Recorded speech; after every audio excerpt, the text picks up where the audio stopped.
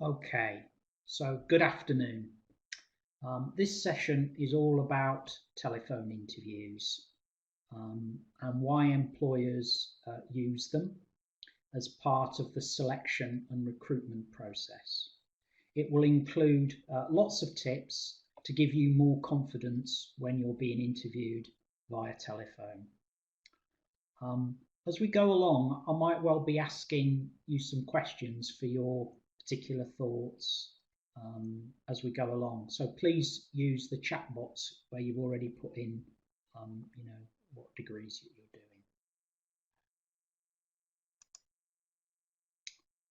Okay, the aim of this session is to really give you an understanding of how telephone interviews are used by employers, but also by recruitment agencies. They use telephone interviews a lot. And I want to concentrate later on some tips as to how you can practice and get more confident with telephone interviews.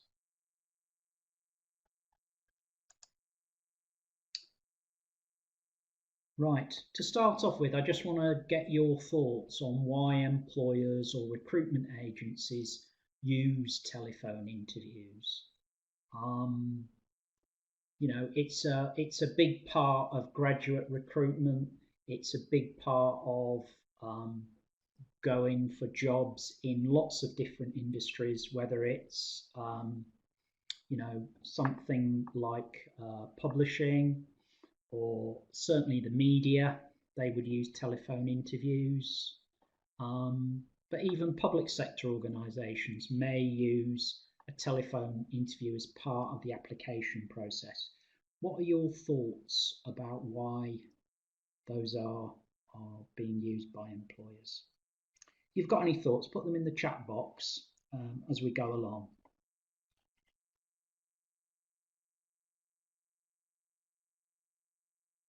Okay, telephone interviews are often used as an initial screening to reduce the number of applicants. Some firms will get a lot of applicants for their graduate roles. Typically, candidates who pass the telephone interview are offered a face-to-face interview somewhere later down the line. I think telephone interviews are popular because they save time and help recruiters keep interview costs down.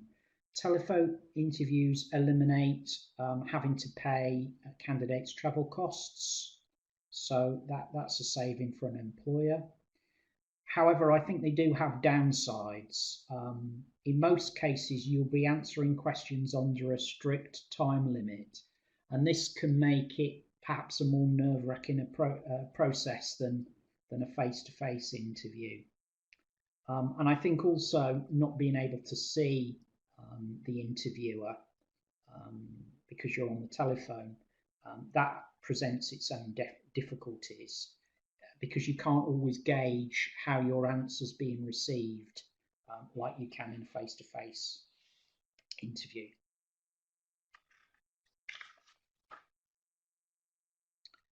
I think from an employer's perspective, the telephone can be there to test you on things that you've put on your CV or your application form. It can also be a very important opportunity to test your technical knowledge. So for example, my son's a computer programmer. He's often been asked on telephones about projects that he's done using particular computing languages. And, Andrew's from a television background. It may well be that, he's asked about, media projects that he's been involved in, and I could see that being part of it. I think also a telephone interview gives an employer an idea about your communication skills.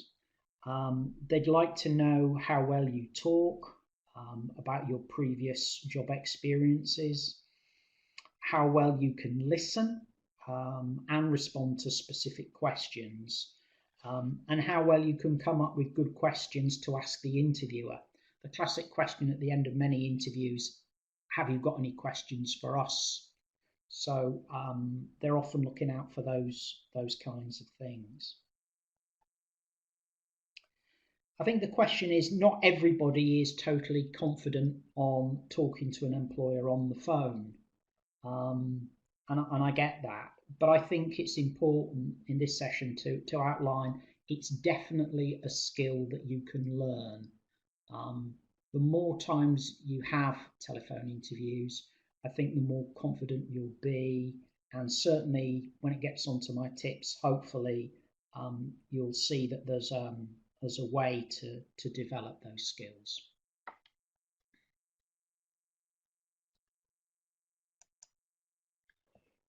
Right, so straight down to the top tips. These are my personal 5 top tips for telephone interviews. You may like them, you may not. Please put your thoughts in the chat box as we go along. I think the first one is to do as much research on the company or organisation that you're applying for. Visit the company website, competitor sites, read the relevant journals and news articles. Do this in advance. Don't try surfing the web as you're actually on the telephone call. So this really comes down to being prepared. The more preparation you do, I think the more confident you're going to be when you get that telephone call.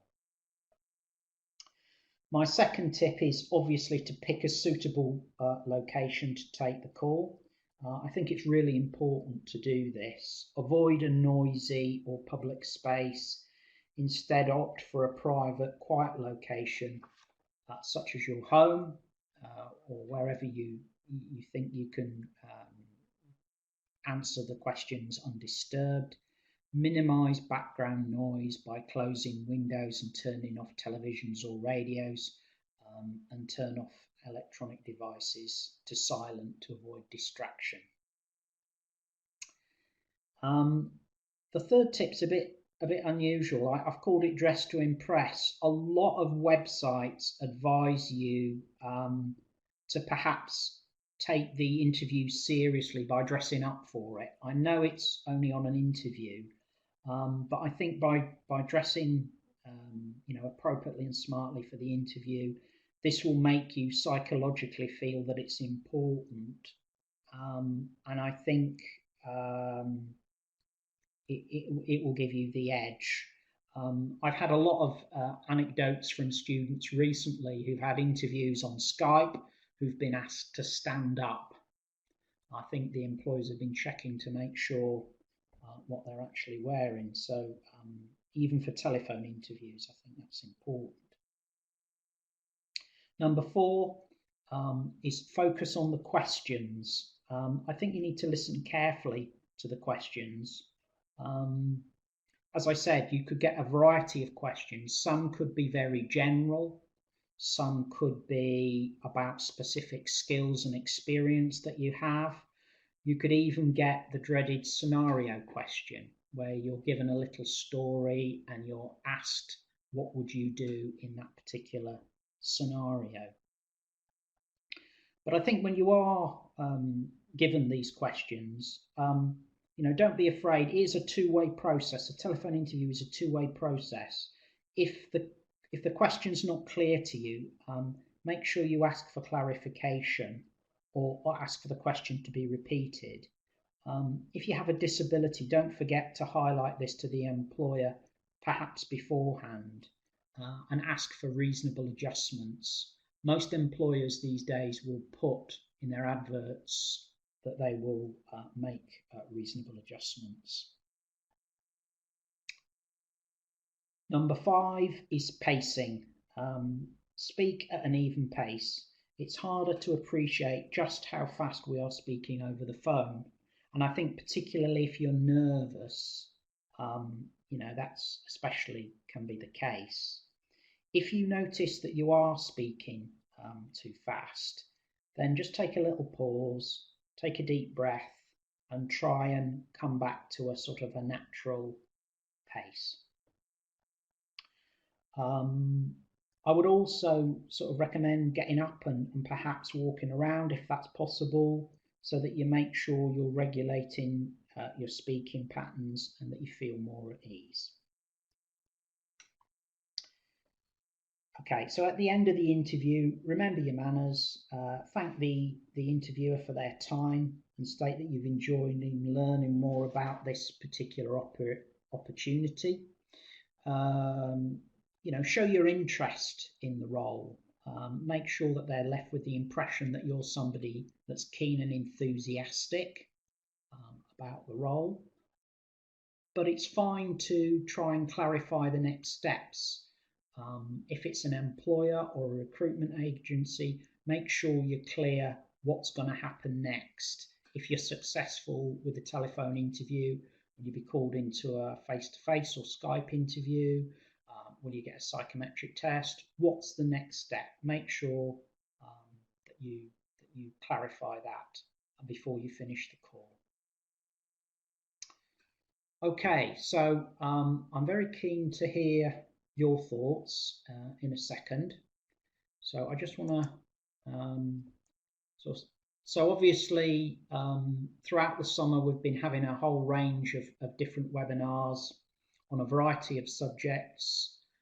We're still doing face-to-face appointments, mock interviews if you want them via Teams.